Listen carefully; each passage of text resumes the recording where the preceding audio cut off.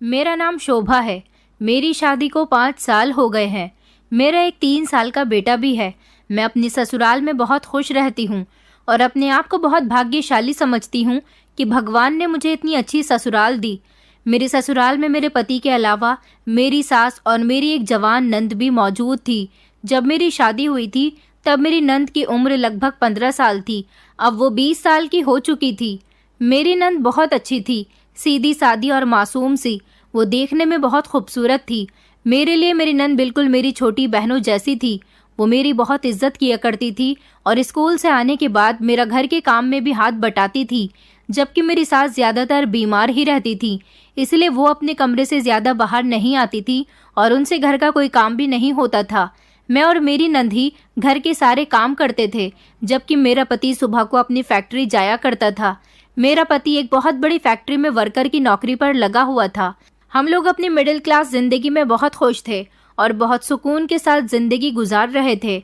मेरी नंद सुबह में स्कूल जाती थी और स्कूल से आने के बाद अपने कपड़े चेंज करके थोड़ी देर अपने कमरे में आराम किया करती थी। मगर आजकल मैं नोटिस कर रही थी कि मेरी नंद की हरकतें आजकल कुछ बदली बदली सी थी। ये उसकी चढ़ती जवानी की उम्र थी। मैं हमेशा उसके साथ रहती थी। वो पढ़ाई में भी बहुत अच्छी थी। वो इस तरह की लड़की थी कि अगर पढ़ाई में उसके थोड़े से भी नंबर कम आ जाते थे तो वो बहुत परेशान हो जाती थी। वो पढ़ाई में इतनी इंटेलिजेंट थी कि जब भी फ्री होती थी अपनी बुक्स लेकर पढ़ने के लिए बैठ जाती थी। लेकिन आजकल तो उसने अपनी पढ़ाई पर ध्यान देना बिल्कुल ही छोड़ दिया था। न जाने उसे क्या हो गया था कि वो अपनी बुक्स लेकर बैठती ही नहीं थी, बल्कि कमरे के अंदर बंद हो जाती थी। उसके होठों पर हमेशा अजीब सी मुस्कुराहट होती थी।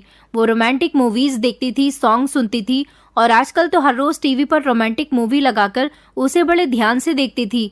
मुझे तो ऐसा लगता था जैसे मेरी नंद किसी को पसंद करने लगी है, क्योंकि उसकी हरकतें ही कुछ ऐसी होती जा रही थी। मैं तो उसे बहुत अच्छा समझती थी और आज भी मेरे दिल में उसके लिए बहुत इज्जत है। लेकिन जब मुझे उसकी सच्चाई के बारे में पता चला तो मैं हैरान रह गई थी, क्योंकि आजकल वो हम सब से अलग अलग रहने लगी थी। उसके चेहरे की मुस्कुराहट तो जैसे कहीं खो गई थी। मैं उसके इस उदास चेहरे को देख देखकर बहुत परेशान हो रही थी। मगर एक बात बहुत अजीब थी। मेरी नंद स्कूल जाने से मना करने लगी थी। समझ नहीं आ रहा था कि वो स्कूल जाने से क्यों मना कर रही है। इतनी इंटेलिजेंट लड़की जो अपनी पढ़ाई के लिए हमेशा बहुत सीरियस हुआ करती थी, अब न जाने उसको क्या हो गया था। मैं और मेरी सास उसे समझा बुझाकर स्कूल भेज दिया करते थे तो वो बहुत ज़्यादा परेशान नजर आती थी। उसका इंटर कंप्लीट होने वाला था। उसके स्कूल का आखिरी साल रह गया था। फिर हम लोग उसका एडमिशन कॉलेज में करवाने वाले थे। मेरी नंद शुरू से ही चाहती थी कि वो लॉयर बने, इसलिए हम उसके इस सपने को पूरा करना चाहते थे। लेकिन अब ना जाने वो इतनी खामोश खामोश सी रहती थी और किसी से कोई बात भी नहीं करती थी। अब वो अपनी पढ़ाई से आखिर इतनी दूर क्यों भागने लगी थी। जब वो खुश रहती थी तो लगता था कि कुछ गड़बड़ है, उसका किसी से अफेयर चल रहा है। लेकिन जब वो अपनी पढ़ाई से दूर भागने लगी तो हम लोग कंफ्यूज हो गए थे, न जाने उसको क्या हो गया है। एक दिन मुझे अपनी नंद पर शक होने लगा। मैंने अपनी नंद का पीछा किया तो एक दिन ये देखकर मैं दंग रह गई कि वो जितनी सीधी हम लोगों के सामने बनती थी ऐसी नहीं थी, क्योंकि उसकी सारी सच्चाई खुलकर मेरे सामने आ चुकी थी। क्योंकि मेरी नंद का नाम आंचल था। घर में सब लोग उसे बहुत प्यार किया करते थे। हालांकि वो मेरे पति की भी लाडली थी। मेरे पति के पिता की मौत उनके बचपन में ही हो गई थी। उन्होंने अपनी बहन को एक पिता की तरह पाला था, क्योंकि जब मेरे ससुर जी की मौत हुई थी तो मेरी नंद बहुत छोटी थी। मेरा पति कम उम्र से ही घर की जिम्मेदारियों में बंधकर रह गया था। मेरे ससुराल में मेरे ससुर जी के मरने के बाद इस घर के हालात बहुत ज़्यादा खराब हो गए थे। मेरे पति ने अपनी मेहनत से घर के हालात को सुधारा था। मेरी नंद बचपन से ही बहुत समझदार थी। मेरे पति ने अगर उसकी कभी घर के हालातों से मजबूर होकर उसकी ख्वाहिशों को पूरा नहीं किया तो उसने कभी अपने भाई से शिकायत नहीं की थी। मेरे पति की जिंदगी इसी तरह से गुजर रही थी। उन्होंने घर के हालात को बिल्कुल ठीक कर लिया था और फिर जब वो जवान हुए तो उनकी माँ मुझे देखने के लिए आई थी। उन्होंने मुझे देखते ही अपने बेटे के लिए पसंद कर लिया था।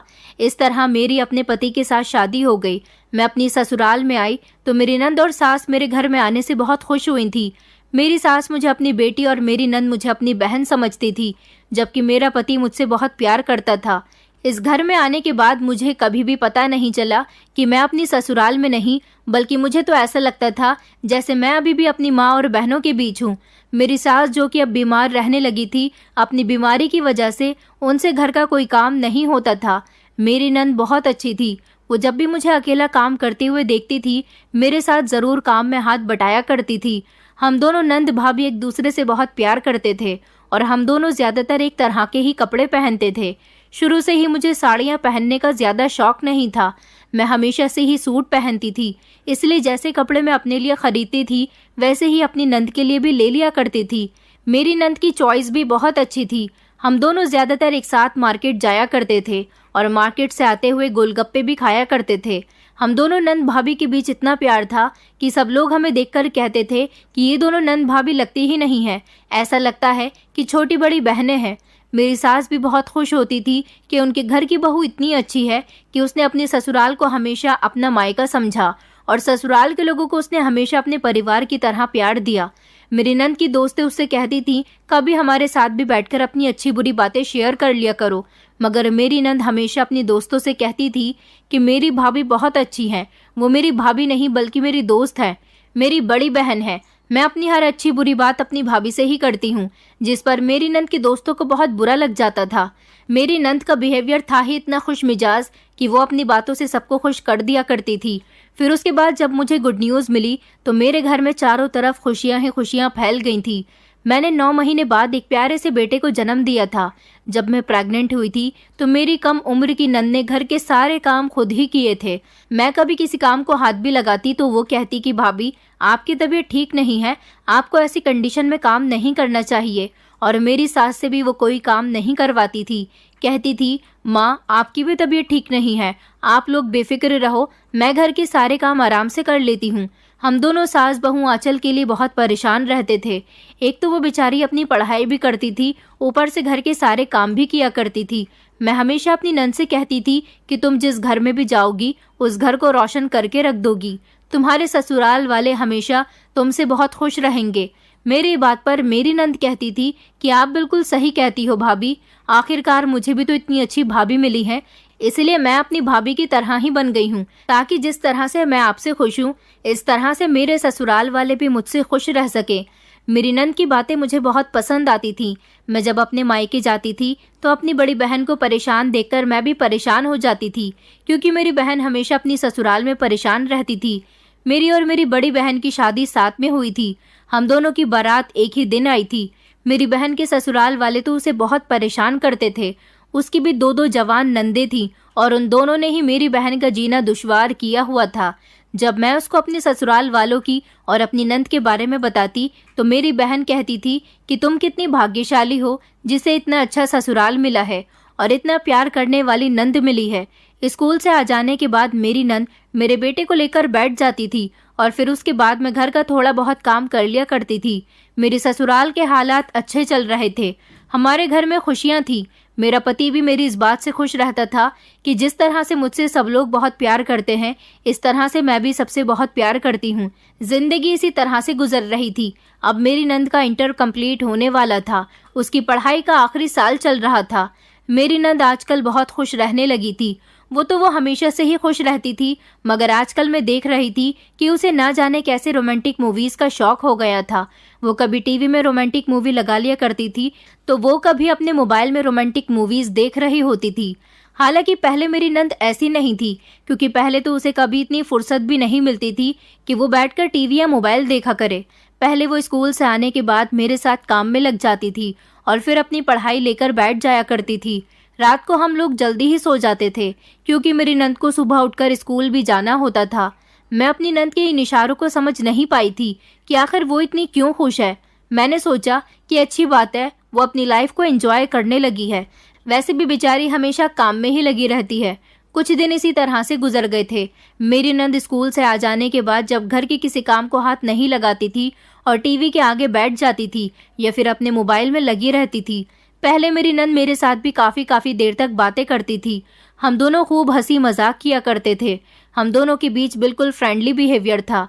ऐसा नहीं था कि मेरी नंद मुझसे किसी बात पर नाराज़ थी, बस उसके मूड में खुद ही बदलाव आ गया था। वो मुझसे दूर दूर रहने लगी थी या फिर मेरे साथ बातचीत करने का उसके पास टाइम नहीं था। फिर मैं इग्नोर कर देती थी और सोचती थी कि उसकी भी अपनी पर्सनल लाइफ है, वो शायद अपनी लाइफ में बिजी हो गई होगी, आखिर वो अब बड़ी हो रही है। इस तरह से मेरे साथ कब तक बच्ची बनी रहेगी। मेरी नंद रात को खाना जल्दी ही खाकर कमरे के अंदर चली जाती थी और मैं और मेरे पति रात को एक साथ खाना खाते थे, जबकि मुझे अपनी सास को जल्दी ही खाना देना होता था क्योंकि उन्हें दवाई भी खानी होती थी, इसलिए वो जल्दी खाना खाने के बाद सो जाया करती थी। जब मेरा पति घर आता था तो हम तीनों एक साथ बैठकर खाना खाया करते थे, लेकिन आजकल मेरी नंद खाना जल्दी खाने के बाद अपने कमरे में जाने लगी थी, इसलिए मैं अपने पति का इंतजार करती रहती थी कि कब मेरा पति आए और मैं अपने पति के साथ खाना खाऊं। जैसे ही मेरा पति घर आता था तो हम दोनों एक साथ खाना खाते थे। एक दिन मेरे पति ने मुझसे पूछ भी लिया कि आंचल को क्या हो गया है, आजकल वो हमारे साथ खाना नहीं खाती, क्या जल्दी खाना खा लेती है। मैंने अपने पति से कहा कि जी, वो जल्दी ही खाना खाने के बाद अपने कमरे में चली जाती है, शायद थक जाती होगी। लेकिन धीरे धीरे मुझे अपनी नंद पर शक होने लगा था, क्योंकि दिन बढ़ने के साथ साथ उसके बिहेवियर में भी काफ़ी सारा बदलाव आ गया था। लेकिन अब जो मैंने अपनी नंद की हरकतें देखनी शुरू की, उसकी हरकतों को देखने के बाद तो मुझे ऐसा लगता था कि वो हम लोगों का भरोसा तोड़ने की कोशिश कर रही है और किसी दिन हम लोगों की इज्जत के साथ खेल जाएगी। वो सुबह सुबह स्कूल जा रही थी जब मैंने उसे रोक लिया। मैंने उससे कहा, आंचल जरा इधर तो आओ, मेरी बात सुनो। वो आकर मेरे सामने खड़ी हो गई। मैंने उसे सर से लेकर पैर तक गौर से देखा था।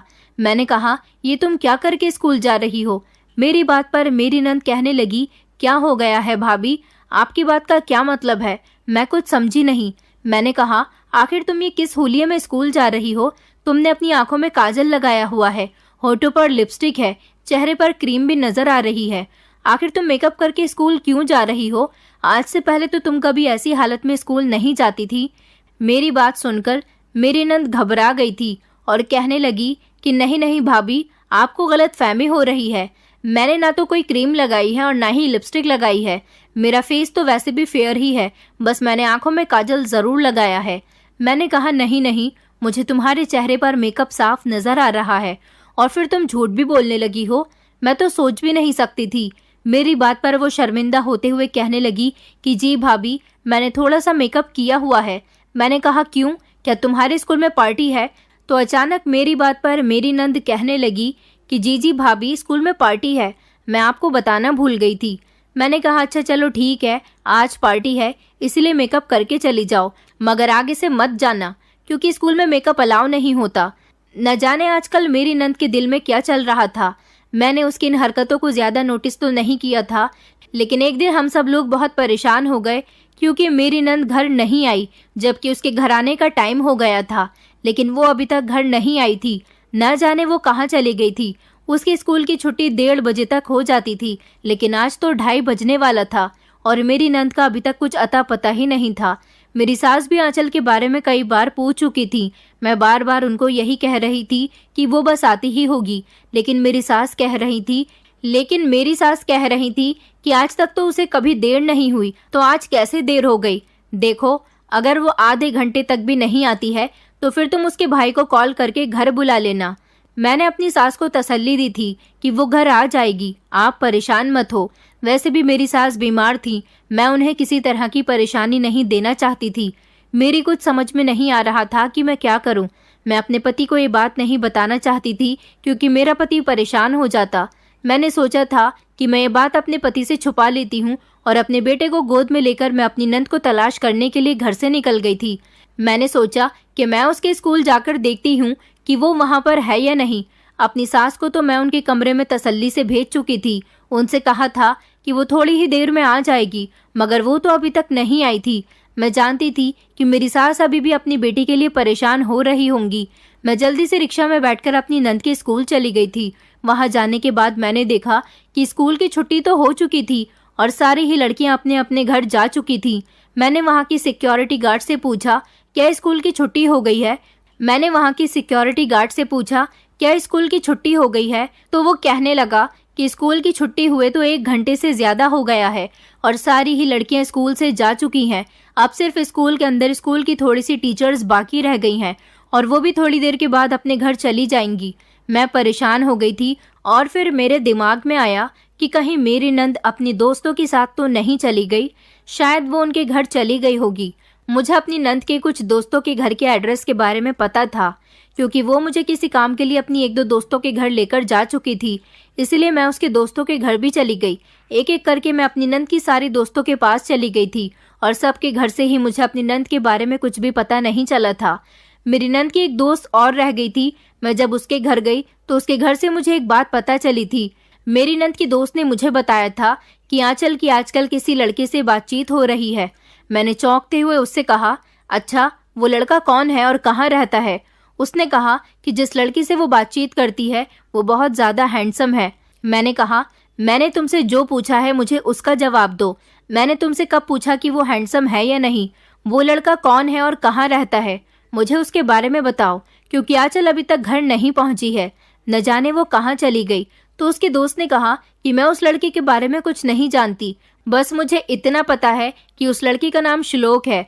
अपनी नंद की दोस्त की बात सुनकर मैं परेशान हो गई थी और फिर तंग आकर मैं घर आ गई, क्योंकि गर्मी बहुत तेज हो रही थी और मैं अपने छोटे से बेटे को लेकर घर से निकली हुई थी। मैं जैसे ही अपने घर पहुंची तो ये देखकर दंग रह गई कि घर पर मेरा पति भी आ चुका था। मुझे घर में ना देखकर वो परेशान हो गए थे। उन्होंने अपनी माँ से पूछा था कि मैं कहाँ पर हूँ। ये बात तो मेरी सास भी नहीं जानती थी कि मैं आंचल को ढूंढने के लिए घर से निकल चुकी थी। मैं अपने पति से अब ये बात नहीं छुपा सकती थी, इसलिए मैंने उनको बता दिया कि मैं आंचल को ढूंढने के लिए घर से गई हुई थी। आंचल अभी तक घर नहीं आई है।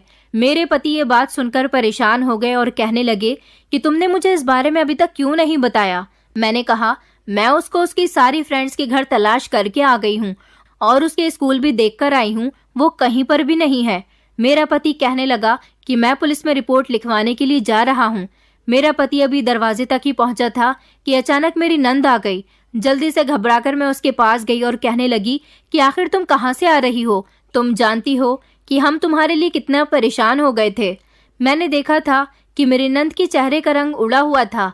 ऐसा लग रहा था कि वो हमसे कुछ छुपाने की कोशिश कर रही है। मेरी नंद बिल्कुल खामोश थी, कुछ बोल ही नहीं रही थी। फिर मेरे पति ने भी उससे बार बार कहा कि बताओ तुम कहाँ गई थी। थोड़ी देर के बाद मेरी नंद ने मुझे बताया कि भैया भाभी, आप मेरे लिए परेशान न हो, मैं बिल्कुल ठीक हूँ। मैं जब स्कूल से घर वापस आ रही थी तब मुझे रास्ते में एक मासूम बच्ची रोती हुई मिली थी। वो बाजार वाले रास्ते की तरफ खड़ी हुई रो रही थी। शायद वो गुम हो गई थी, इसलिए मैं उसके पास खड़ी रही, क्योंकि वो एक मासूम बच्ची थी। मैं नहीं चाहती थी कि कोई उसके गुम होने का फायदा उठाए और उसके साथ कुछ गलत करे, इसलिए मैं उसके साथ मिलकर उसकी माँ को बाजार में ही तलाश कर रही थी। जब मुझे थोड़ी देर के बाद उसकी माँ मिल गई तो मैंने उस बच्ची को उसकी माँ के हवाले कर दिया और फिर मैं फौरन ही घर आ गई। मैं जानती हूँ कि आप लोग मेरे लिए परेशान हो रहे होंगे, मगर मैं उस मासूम बच्ची को ऐसे तो भटकता हुआ और रोता हुआ नहीं छोड़ सकती थी।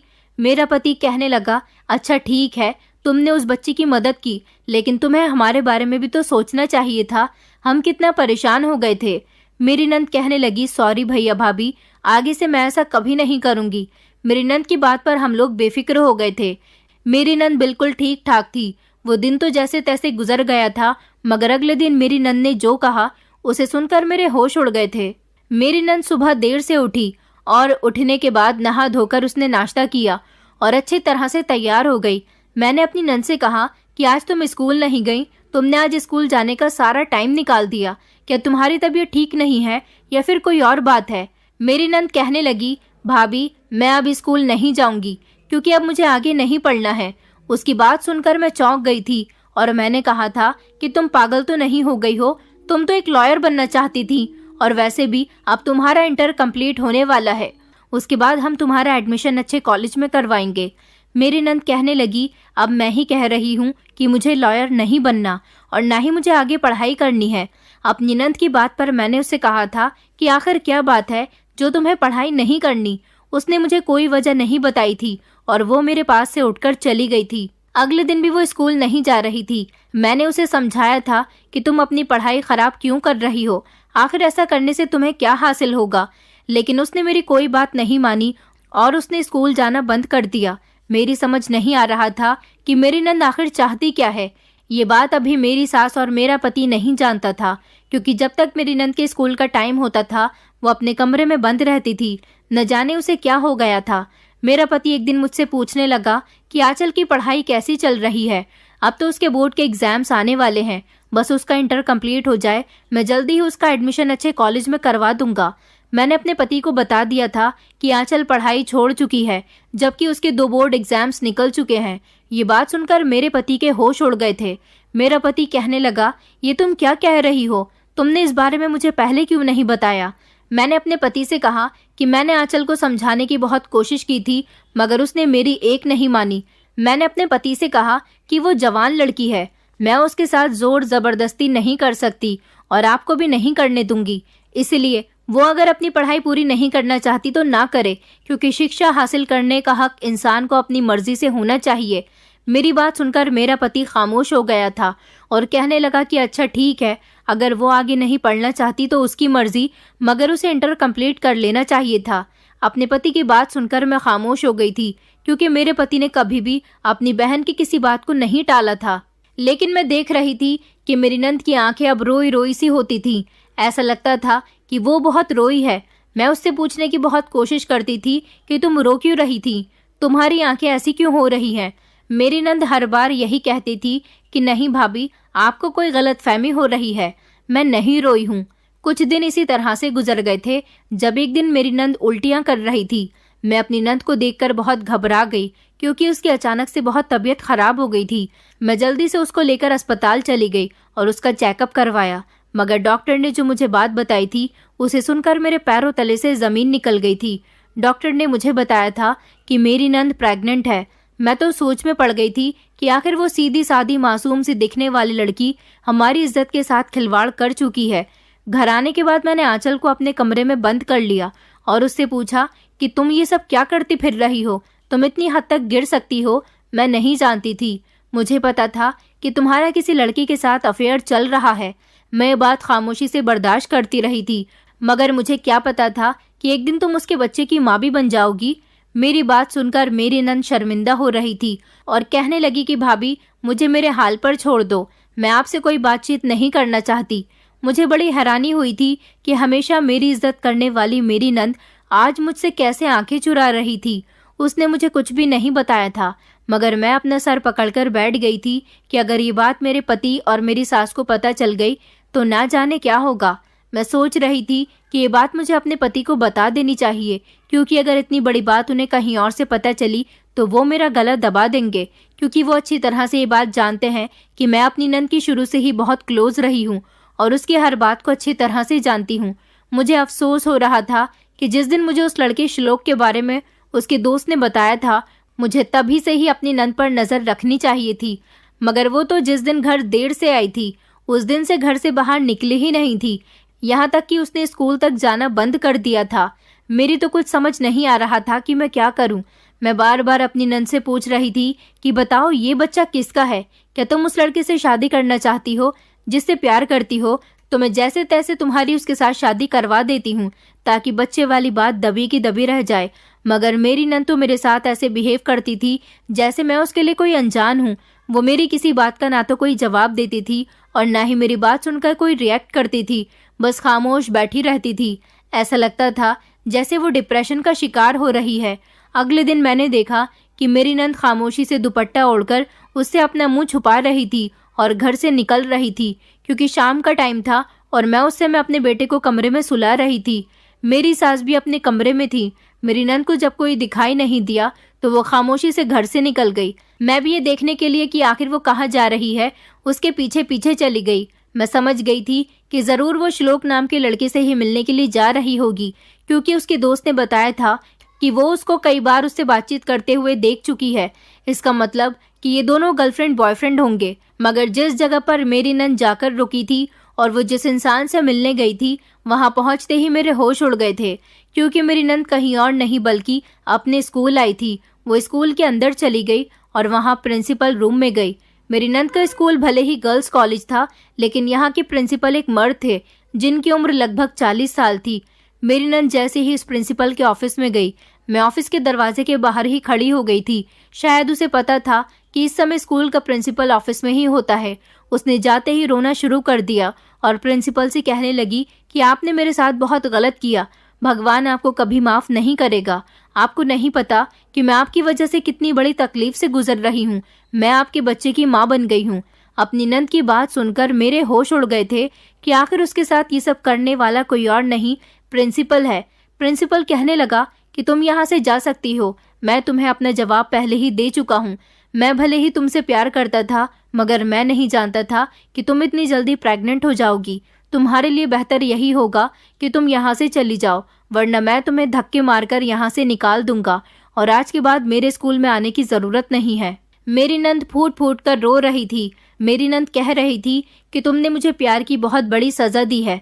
मैं नहीं जानती थी कि प्यार करने वाले धोखा भी देते हैं। अपनी नंद की बात सुनकर मैं चौंक गई थी। आखिर वो कौन से प्यार की बात कर रही थी? क्या वो प्रिंसिपल से प्यार करती थी? अब मेरी समझ आ गया था कि ये दोनों एक दूसरे से प्यार करते थे। तभी इन दोनों के बीच बात इतनी बढ़ गई कि मेरी नंद मातक बन गई है। मुझे अपनी नंद पर गुस्सा आ रहा था कि वो इतनी समझदार और सुलझी हुई सीधी सादी लड़की प्यार के जाल में कैसे फंस सकती है, और फिर उसे प्रिंसिपल और अपनी उम्र में कोई फर्क क्यों नजर नहीं आया। जिस लड़के के बारे में मुझे उसके दोस्त ने बताया था, ये वो नहीं था, क्योंकि प्रिंसिपल तो एक उम्रदार आदमी था, जबकि वो किसी लड़के की बात कर रही थी। मेरी नंद बहुत गलत कर चुकी थी और मैं खामोशी से वहां से निकल आई थी, और मेरे आने के थोड़ी ही देर बाद मेरी नंद भी रोती हुई घर वापस आ गई थी। अब मैं अपनी नंद की सारी सच्चाई जान चुकी थी। मैं अपनी नंद के कमरे में गई और उससे कहने लगी कि मुझे तुम्हारी सच्चाई पता चल गई है आंचल, अब तुम खामोश नहीं रह सकती। तुम्हें मेरे सवालों का जवाब देना ही होगा। ये सब क्या हो रहा है? तुम इतनी कम उम्र में प्रिंसिपल के बच्चे की माँ कैसे बन सकती हो? क्या तुम उससे प्यार करती थी? मेरी बात सुनकर आंचल शॉक्ड रह गई थी, क्योंकि वो सोच रही थी कि मुझे उसकी सच्चाई कैसे पता चल गई। जब मैंने उसे बताया कि आज मैं तुम्हारे पीछे पीछे गई थी, तुम्हारी और प्रिंसिपल के बीच होने वाली सारी बात मैं सुन चुकी हूँ। मेरी बात सुनकर आंचल रोने लगी थी और कहने लगी, भाभी, मैं नहीं जानती थी कि मुझसे इतनी बड़ी गलती हो जाएगी। मैं प्रिंसिपल के प्यार के जाल में फंस गई थी। मैं जानती हूँ कि वो मेरी उम्र से कई ज्यादा बड़े हैं, मगर प्यार तो किसी से भी कभी भी हो सकता है। प्रिंसिपल जब स्कूल में आते थे तो मेरी बहुत तारीफ किया करते थे, और जब वो मेरी तारीफ करते थे तो मुझे ऐसा लगता था जैसे उन्हें मेरी फिक्र है, क्योंकि वो मेरी क्लास की सारी लड़कियों में सबसे ज्यादा टैलेंटेड मुझे कहा करते थे।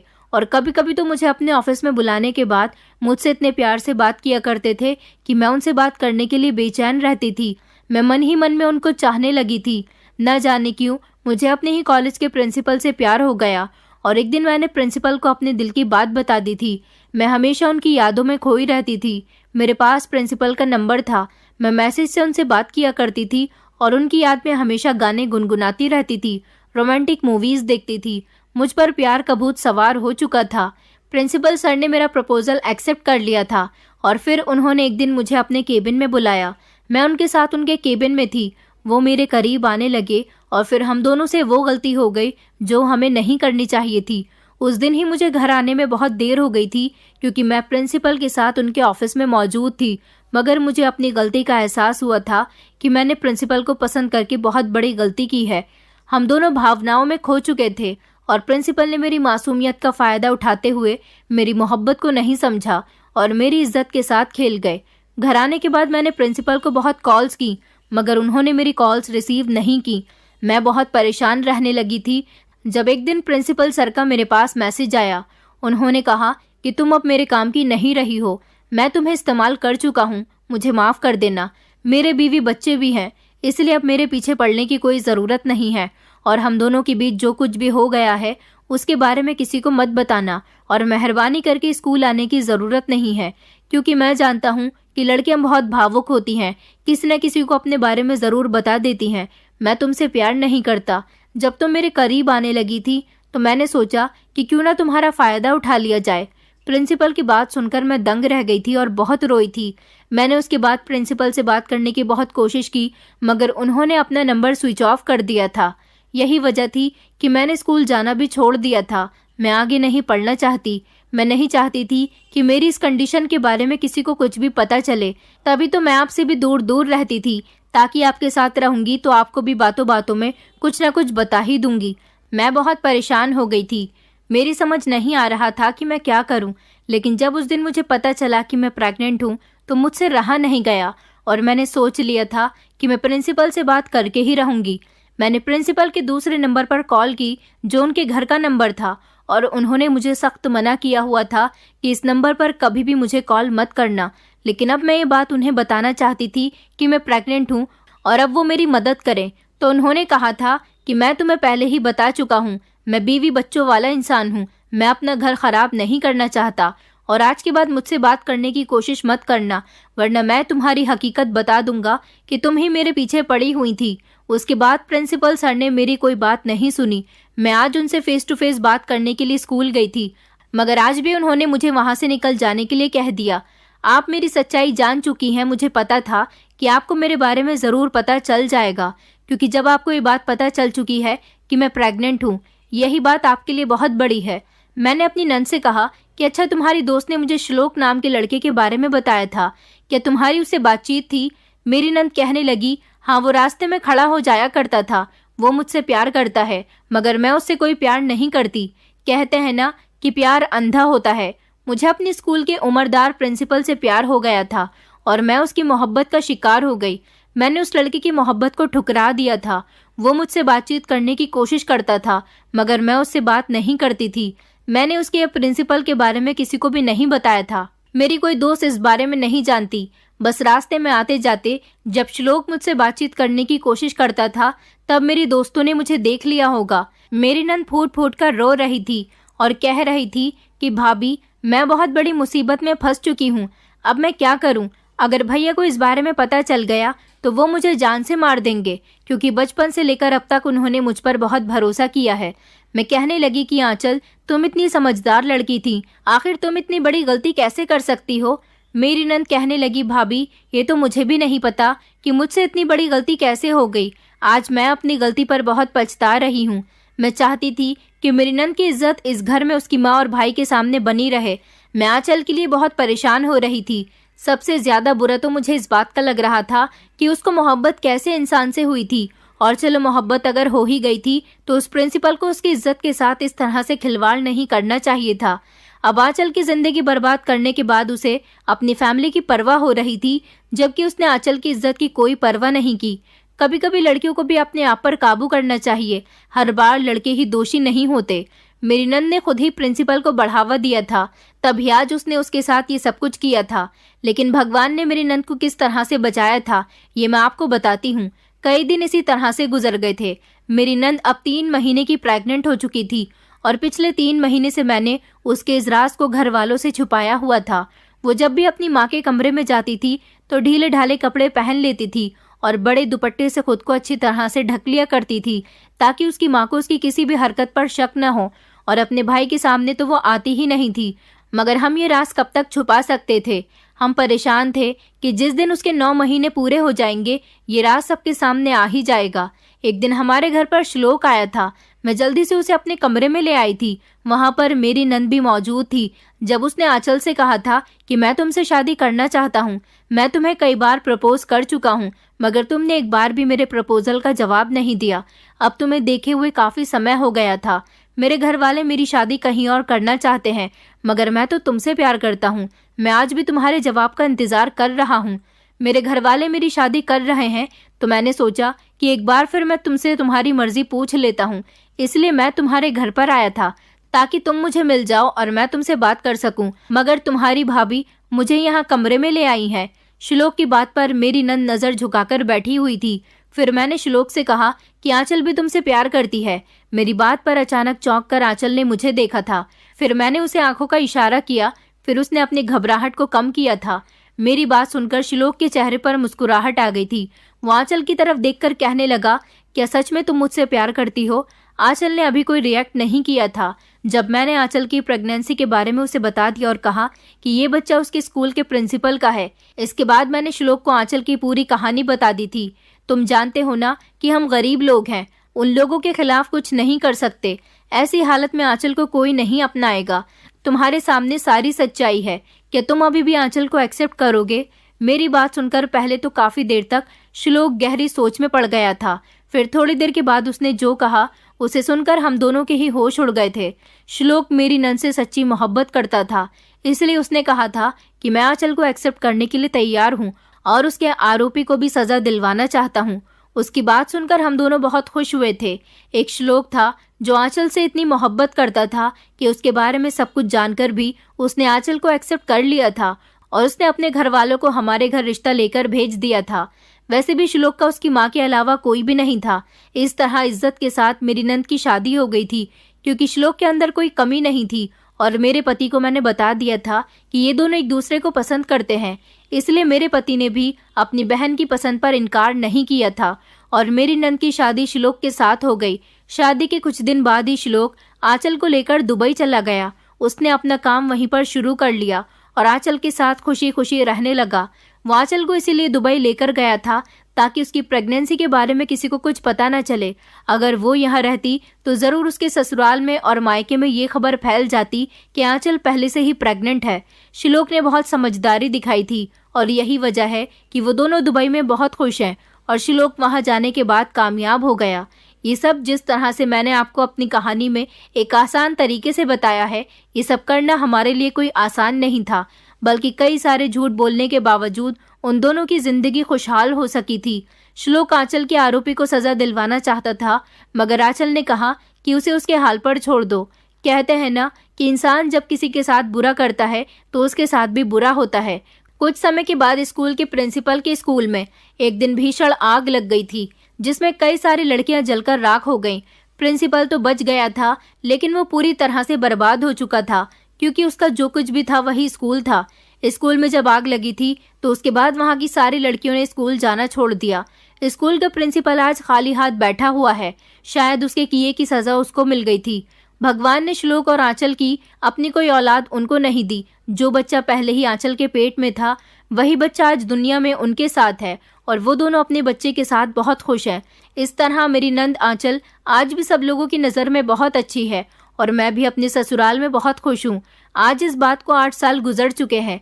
मेरी सास तो इस दुनिया में नहीं है, लेकिन मैं अब 3 बच्चों की माँ हूँ और अपने परिवार में बहुत खुश हूँ। दोस्तों, उम्मीद करती हूँ आपको हमारी कहानी पसंद आई होगी। कहानी पसंद आई है तो वीडियो को लाइक करें, चैनल पर नए हैं तो चैनल को सब्सक्राइब करें और हाँ, नोटिफिकेशन बेल को ज़रूर दबाएं ताकि अगली अपडेट सबसे पहले आपको मिले।